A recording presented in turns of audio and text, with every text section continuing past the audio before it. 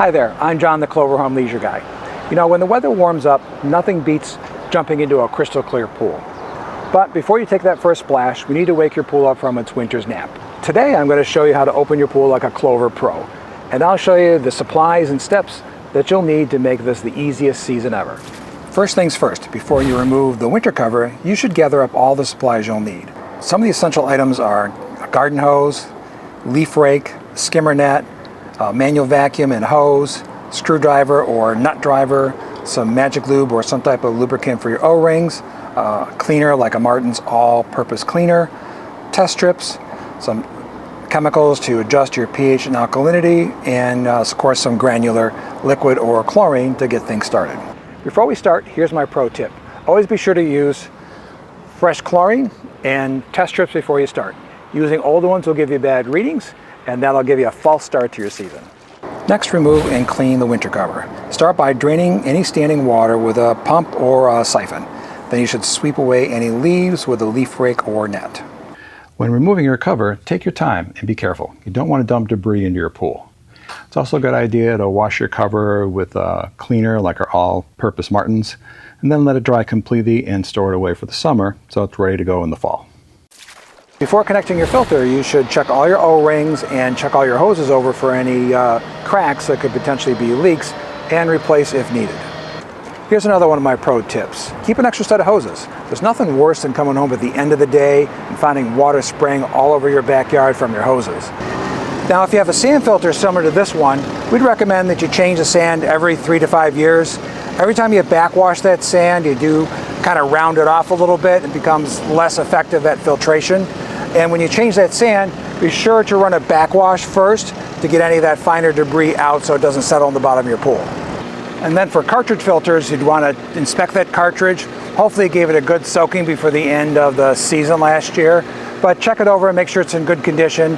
They generally last 2 to 3 seasons before you have to replace them. Time to reconnect your skimmer and return hoses to your filter system. Any O-rings on pumps or chlorinators should get a light coating of magic lube to prevent any leaks.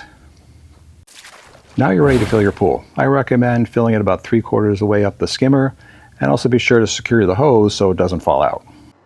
Once your pool is refilled, you're ready to power up your pool, turn on the breaker or switch, and if you have an in-ground pool, you may have to prime the pump. For a cartridge filter, simply bleed any air from the system using the release valve. Before adding any chemicals, I'd recommend letting the filter system run for about 24 to 48 hours just to circulate and clean the water. While your pool's running during this period, keep an eye on your hoses for any leaks and keep an eye on that pressure gauge for any spikes. If you see spikes, then that's indication you need to backwash and rinse your filter. Before we go to the next step, this would be a good time to vacuum, skim, and use your leaf net to remove any leaves and other debris that are still in your pool. Before adding any chlorine, be sure to check your water with a test strip to make sure that everything's in balance and make the necessary adjustments. When adjusting your chemicals, always do it in this order. Start with alkalinity, then pH, followed by calcium hardness. If you're unsure about your results, bring a sample here to Clover Home Leisure and we'll test it for you for free. Now that you have everything balanced, it's time to shock your pool. We generally recommend that you'd use 1.5 gallons for every 10,000 gallons of water to get going, or you can use 1 bag of granular for every 10,000 gallons. If you use stabilizer in your pool, now's a good time to check that test strip to make sure that you have enough, and then add more if needed. If you have problems with algae, something we recommend is called Phos-Free. Phos-Free is a phosphate remover, and its job is to take phosphates out of the water, which is the primary food for algae.